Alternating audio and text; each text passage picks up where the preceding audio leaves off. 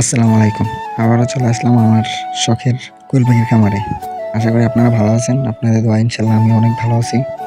তো আলহামদুলিল্লাহ পাখিগুলো দেখতে দেখতে আজকে 16 দিন বয়স। ইনশাল্লাহ পাখির গ্রোথ অনেক ভালো আছে। আর এই 4 দিনে আমার একটা পাখি মারা গেছে। কি কারণে মারা গেছে আসলে কারণটা বুঝি নাই, কিন্তু পাখির এখন পর্যন্ত আলহামদুলিল্লাহ কোনো সমস্যা নাই। পাখি আনার পর দিন থেকেই ঠান্ডার কোর্স শুরু করছিলাম। ঠান্ডার কোর্স কালকে শেষ করলাম। আলহামদুলিল্লাহ আজকে আমার বড় পাখিগুলো 115 পিস ডিম দিছে। আমার 135 পিস মহিলা পাখির থেকে 115 পিস ডিম বেশি, প্রায় 85% ডিমে আছে। দেখা যাক আরো হয়তো ডিমে আসবে। আর আপনাদের মনে প্রশ্ন জাগতে পারে যে এই খাঁচাটা কয়শো ক্যাপাসিটির। এই খাঁচাটা টোটাল 4 থাক মানে 800 ক্যাপাসিটির। এটা হলো খাঁচার পিছন সাইড, মানে এই দিক দিয়ে পানির ব্যবস্থা আর সামনের দিক দিয়ে খাদ্যের ব্যবস্থা। এটা তো আপনারা দেখছেন। এই যে আমাদের ঘরের নতুন অতিথি হলো এই চিনাসগুলো আসলে আরো 2-1 দিন আগে আনছিলাম, একটা 150 টাকা করে। তো ইনশাল্লাহ হাঁসগুলো সুস্থ আছে আর অনেক তাড়াতাড়ি গ্রোথ হইতেছে এগুলার।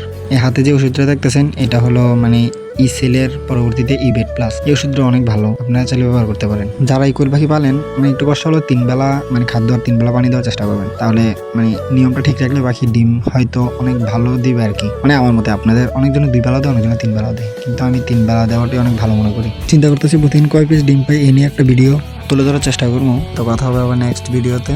আল্লাহ হাফেজ, আসসালামু আলাইকুম।